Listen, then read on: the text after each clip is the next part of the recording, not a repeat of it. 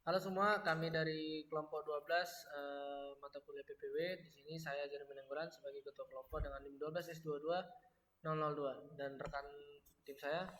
Perkenalkan, saya Milasi Purba dengan NIM 40. Perkenalkan, saya Krisna Kastasia dengan NIM 21. Perkenalkan, saya Railis Manjunta dengan NIM 008.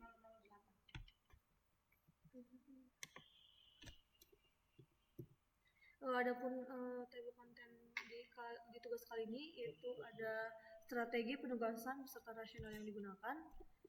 Jadi yang strategi penugasan yang kami peroleh yaitu yang pertama itu menganalisis kebutuhan yang diinginkan dan membuat perencanaan yang akan digunakan. Yang kedua itu menyusun dokumentasi spesifikasi fungsional. Yang ketiga itu mengidentifikasi fitur apa saja yang digunakan. Jadi rasional kami itu untuk memastikan bahwa sistem yang akan dibangun sesuai dengan kebutuhan bisnis dan pengguna. Jadi desain yang baik akan meningkatkan user dan tingkat kepuasannya.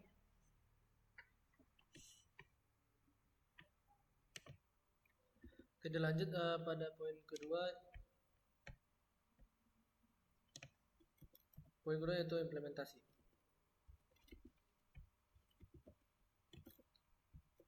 Di sini ada requirement yang diminta pada kelompok kami yaitu kelompok 12, di mana ada requirement external authentication, di mana ada deskripsinya itu pengguna dapat melakukan integrasi dengan suatu external service untuk melakukan autentikasi, misal dengan Google, Facebook ataupun GitHub. Di sini kelompok kami menggunakan integrasi dengan menggunakan Google. Nah, di sini sudah tersedia page login kami, di mana kami menyediakan suatu fitur untuk memenuhi requirement yang telah diberikan, yaitu menggunakan login dengan akun Google. Bisa dicoba. Nah, di sini telah berhasil menggunakan login dengan akun Google.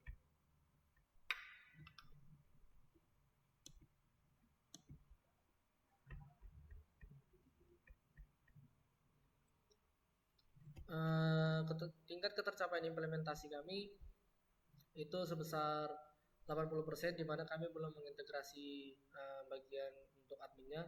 Namun untuk si bagian keseluruhan dari user sudah kami integrasikan, di mana ada fitur yang kami kembangkan yaitu fitur melaporkan, di mana di sini ada survei kepuasan mahasiswa dengan field email address, name, comment, dan kategori, di mana kategori ini kami memiliki tiga jenis yaitu kantin, keasraman, dan kemahasiswaan. Nah, ratingnya ini kami berikan dari 1 sampai 5.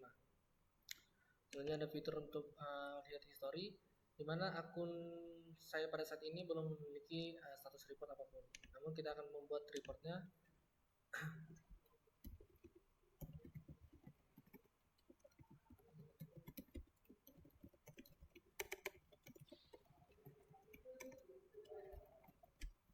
Di sini saya akan mengkomen sebuah tingkat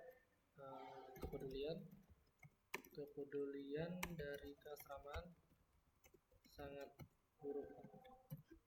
Nah, kategorinya itu adalah keasraman dan rating yang ingin saya berikan adalah 1. Nah, di sini bisa dilihat pada bagian history. Nah, saya dengan email martvalentino@gmail.com dengan nama saya dan apa komentar saya sudah ditampilkan, dan rating saya berikan itu 1/5, dimana kategorinya adalah keasraman. Nah, untuk logout sendiri, ketika diklik si logoutnya maka akan keluar dari si webnya. Nah, lanjut untuk penjabaran source code-nya.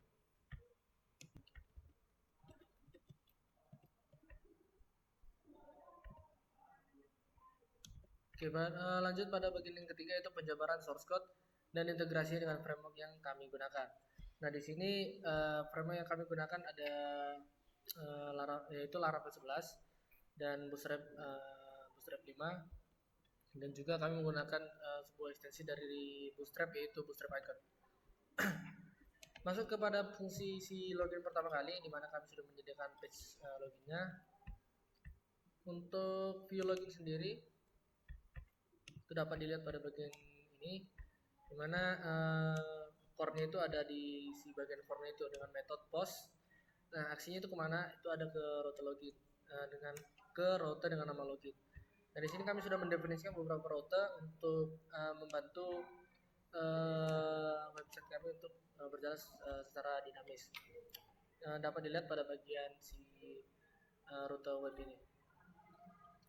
Dari sini penjelasan singkat mengenai rute tadi, di mana ada sebuah middleware yang digunakan untuk sebagai pengecekan ketika user itu belum login, maka tidak dapat mengakses beberapa bagian yang ada kami definisikan di si web ini, dan user itu cuma dapat mengakses login dan login menggunakan si API Google tadi. Oke, lanjut ke bagian view loginnya. Dan di sini ada beberapa atribut yang dipasing ke dalam si controller login, di mana ada name dan ada password. Selanjutnya di sini ada sebuah rute memanggil atau pendefinisian si API Google tadi untuk masuk ke dalam website kami. Nah, dapat dilihat pada controller kami. Dan di sini kami sudah mendefinisikan. Misalnya tadi kita menggunakan login melalui ID student dan si password ini. Nah, di sini ada satu fungsi untuk dia memvalidasi, si kontrol kami memvalidasi masukan dari si user, dimana ada dicek memvalidasi name dan password, lalu dia akan dimasukkan sebuah variabel kredensial, dimana kredensial ini akan kita attempt untuk authorization-nya, dimana di dalam framework Laravel sendiri sudah ada fungsi login, jadi untuk saat ini tidak ada lagi digunakannya logika login ataupun pengecekan password langsung ke database, karena sudah menggunakan framework Laravel 11. Terus jika misalnya valid, maka kita akan pindah ke URL home, dan misalnya jika login tadi tidak valid, maka akan dikembalikan ke dalam halaman login dengan sebuah pesan error yang dimana pesan ini memuat yaitu student ID or password is invalid. Misalnya kita masukkan sebuah, dan di sini kita mengetahui bahwa student ID atau password yang kita masukkan itu valid berdasarkan pesan yang telah kita kirimkan ke dalam CV tadi. Oke, selanjutnya masuk ke dalam view home yang akan dijelaskan oleh rekan saya.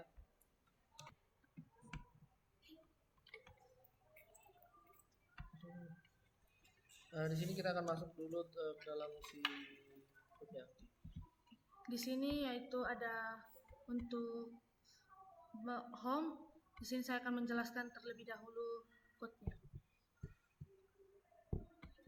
Di sini untuk home sendiri terdapat content grid, di mana di dalam content grid ini terdapat 3 entitas. Yang pertama ada keasramaan yang berisi informasi terkait layanan keasramaan. Yang kedua ada kemahasiswaan, informasi terkait layanan akademik mahasiswa. Yang ketiga yaitu kantin, terkait layanan kantin.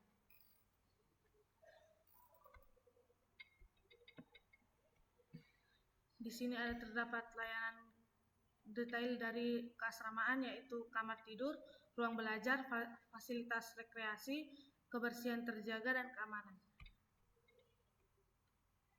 Yang berikutnya yaitu kemahasiswaan. Di sini ada peraturan akademik dan event-event kampus. Yang berikutnya ada untuk kantin itu sendiri. Detail kantin terdapat lingkungan nyaman, kebersihan terjaga, pelayanan cepat, dan tempat duduk luas.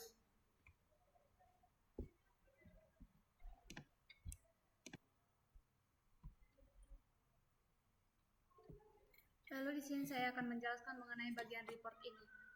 Nah, di sini di report ini ada email, name, comment and suggestion, pilih kategori, rating. Saya akan menjelaskan bagian code-nya. Nah, pada line ke-25 sampai 97 ini merupakan code untuk mengirim data-data kepada controller. Di sini kami mengirimkan atribut-atributnya yaitu yang pertama email, yang kedua name, yang ketiga comment, yang keempat kategori. Lalu di sini kami membuat rating, yaitu dari rating 1 sampai rating 5. Selanjutnya akan dikirimkan kepada controller.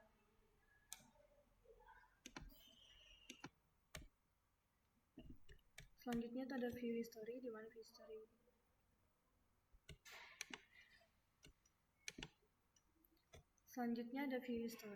di mana view history ini mempunyai fitur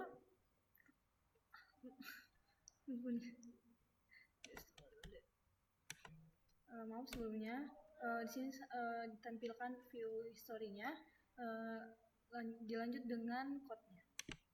Code-nya di mana code-nya itu berisi sebuah tabel di mana ada nama, ada komen, ada rating, ada kategori. Selanjutnya itu ada kita buat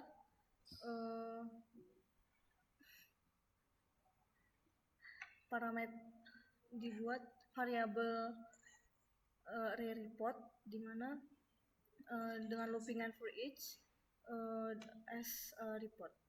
Di dalamnya itu ada nama, email, komen, rating, dan kategori.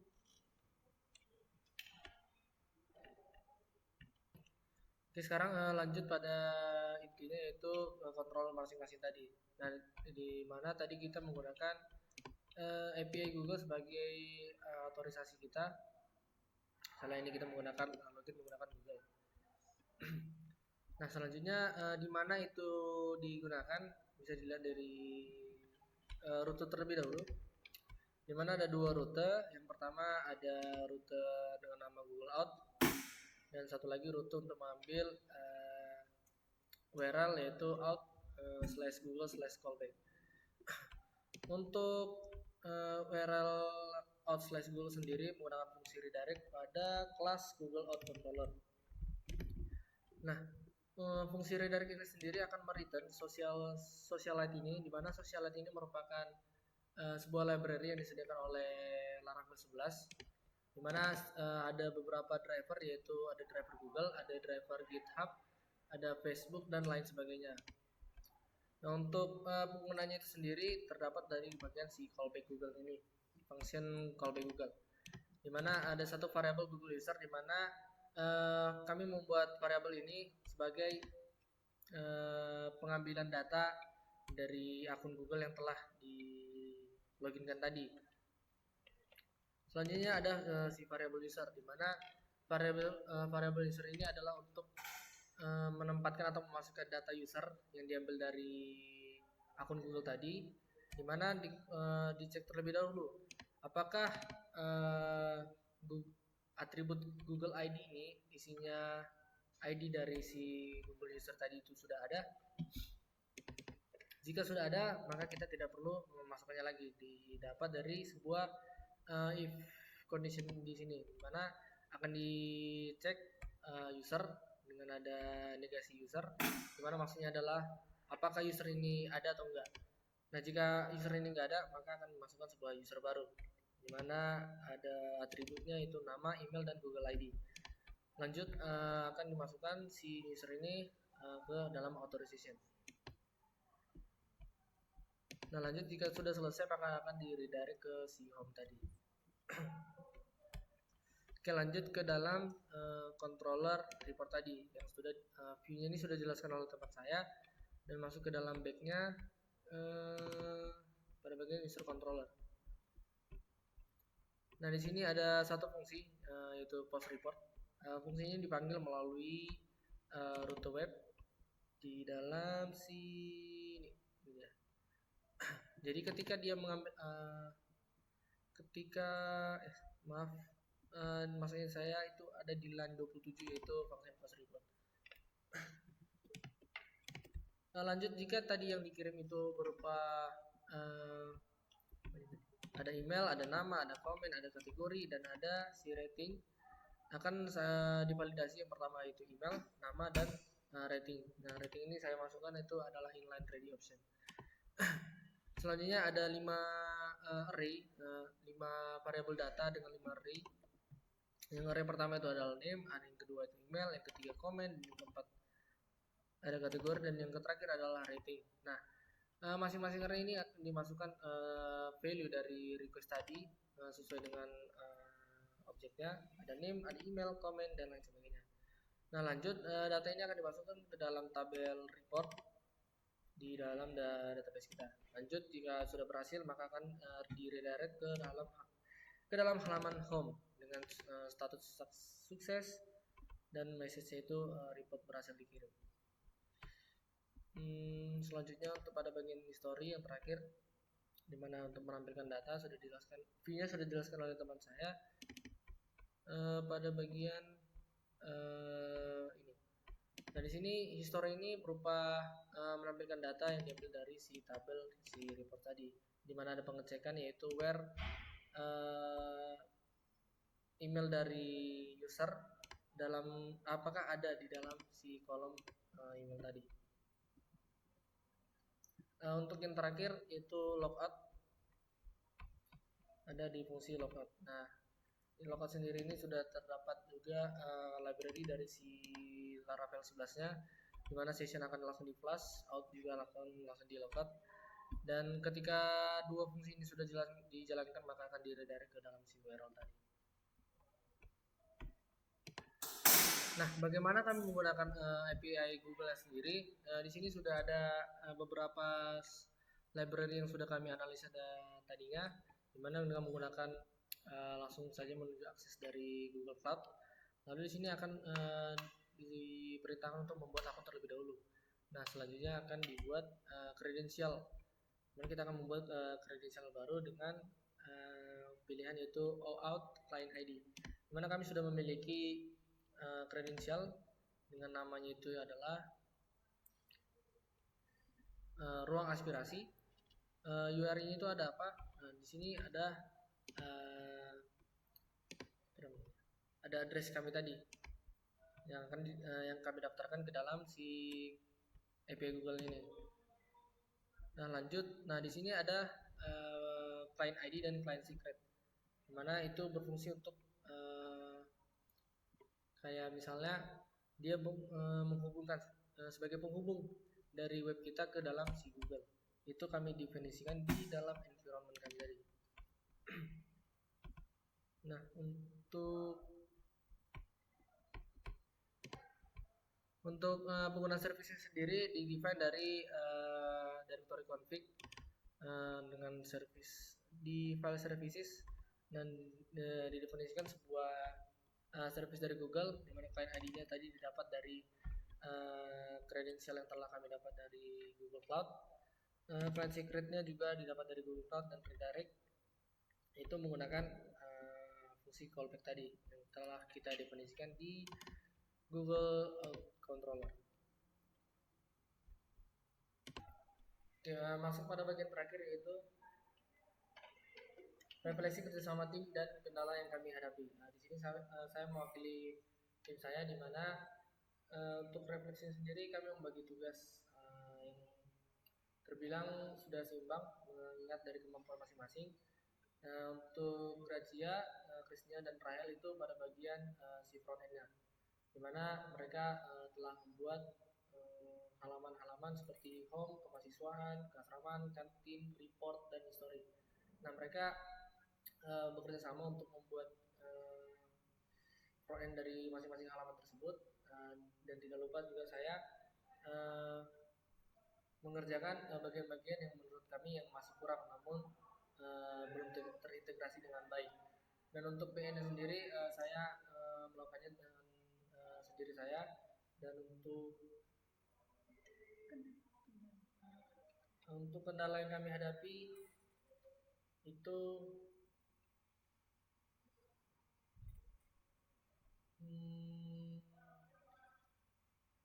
untuk kendala yang kami hadapi tidak terlalu banyak, hanya sedikit saja, seperti misalnya kendala terhadap waktu untuk penyelesaian ini, dimana kami jujur kami tidak mengerjakan untuk bagian si adminnya, namun untuk bagian usernya kami berhasil mengintegrasikan semua fitur-fitur yang kemungkinan ada atau kemungkinan digunakan, dan semua fitur tersebut telah berjalan sesuai dengan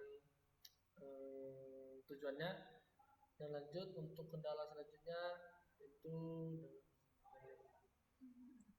Nah, untuk kendalanya cuman di kendala waktu saja.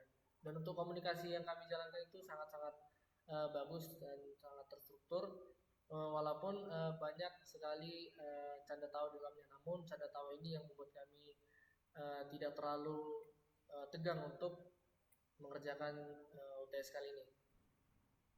Ada tambahan? Oke, mungkin sekian dari presentasi kami